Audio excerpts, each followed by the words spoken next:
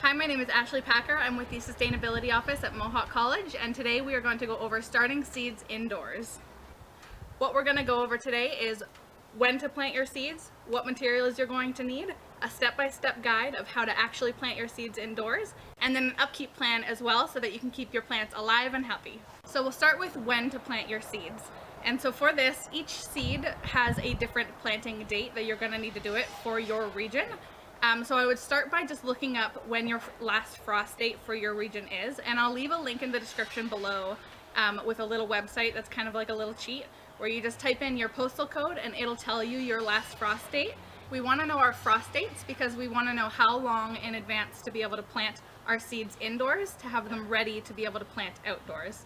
And then from there, on the back of seed packets, it says when to sow indoors. So right now we're about end of April, so my personal frost date is May 10th-ish, so I'm probably going to be planting around May 20th to give it some time.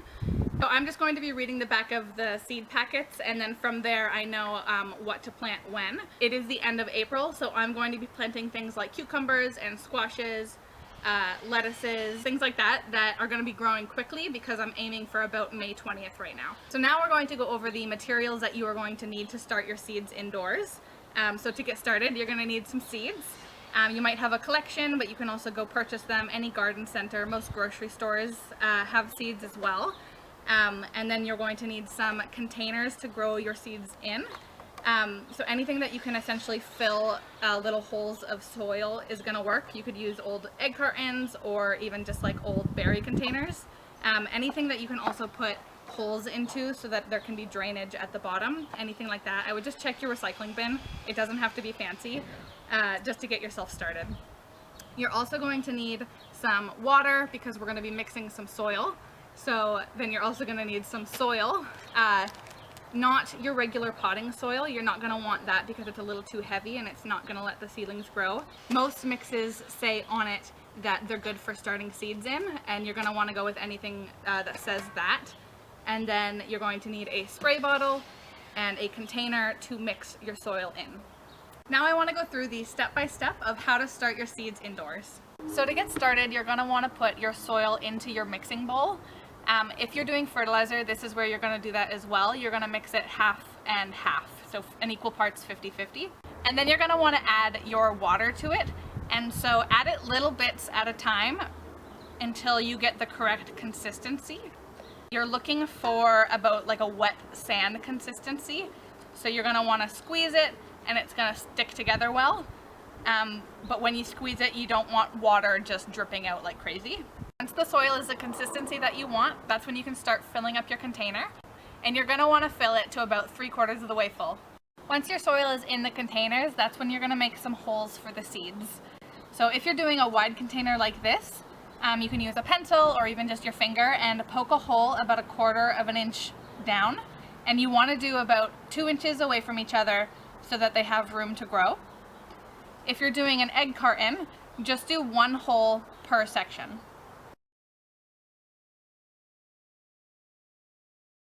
Now we're going to be putting the seeds in the holes. Today I'm going to be planting some squash seed, and I like to just put 1 seed per hole. Some people do more, but I like to avoid having to pull plants or pick my favorite. Once you're done planting all of your seeds, then you're going to cover them up with any extra soil that you had. You want to make sure that they're about 1/4 of an inch covered. You want to lightly dust the soil over top of it and not pack it in too much, just so that the sprout can actually come through the soil. Lastly, you're going to want to mist your seeds down with a spray bottle. It's important that you mist instead of using a watering can or a cup, and that's because you don't want to dislodge the seed and disrupt it so that it won't grow, or even once your seedlings start, you can knock them over and damage them. Okay, so we're inside now, the seedlings are all done, and this is when you're going to now put them in their permanent spot until they start sprouting and until they are ready to go. Where you put them is going to depend on what you have available to you. The seeds need a little bit of warmth to actually start, and so I personally have a rad that I start them on, so they get that warmth from that. I've also seen people start them on like a fridge. So the light doesn't really matter as much as warmth does, just until they actually sprout. So for sunlight, a south-facing window is your best option. Seedlings need about 8 hours of light a day. So that's why a south-facing window, it's going to give you the most amount of sun throughout the entire day. But if you don't have a south-facing window, or if you just don't have a window that's going to work for you, you can put them under cheap, just like grow lights, which are available in a lot of places online. If you just search grow lights, you can kind of see there's like small setups, there's large setups, and again, especially if you're a beginner, I would start with a small setup, but do whatever works for you and whatever really you want to do. So you're gonna put them on your warm spot for a couple of days until you start to see the sprouts, and then once you see the sprouts, that's when I would then change them over to somewhere where they're going to get that light. So that's it. Once your seedlings are set up and ready to go in their permanent home, this is now where we can talk about the upkeep and how to actually have a successful planting. So the most important part of having seedlings and taking care of them is keeping them well watered. So again, we touched on using a spray bottle so that you're not damaging the plants at all. You want to keep the soil moist.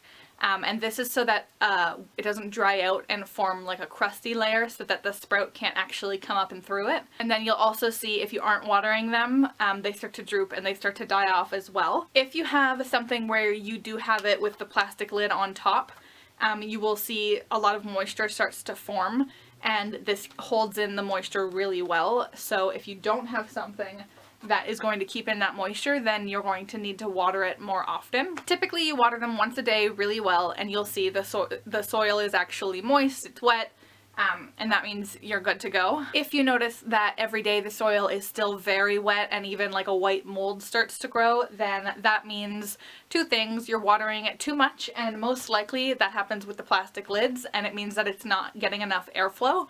So that's when you can take off that plastic lid and just let it do its thing. So once your seedlings are nice and big, I've got some examples over here. These are tomatoes and peppers that I planted about a month ago. So these ones that I planted about a month ago are getting to that point where they're very tall. They're about 4 to 5 inches tall, and so now I'm going to start to have to plant them into bigger pots.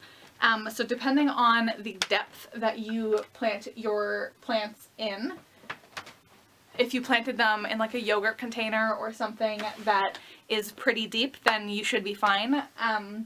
But if it's not deep enough, you'll start to notice the plants are starting to want to like kind of fall over a bit, and they're getting big enough where they need to be put into a bigger pot. So just go ahead and do that. You'll be able to take the seedling out of the tray that you've grown it in and put it into a bigger pot. Again, you can use whatever you want, something that has drainage holes, and that will be its final location before you're able to take it outside and actually plant it. And that is everything. That is the final step.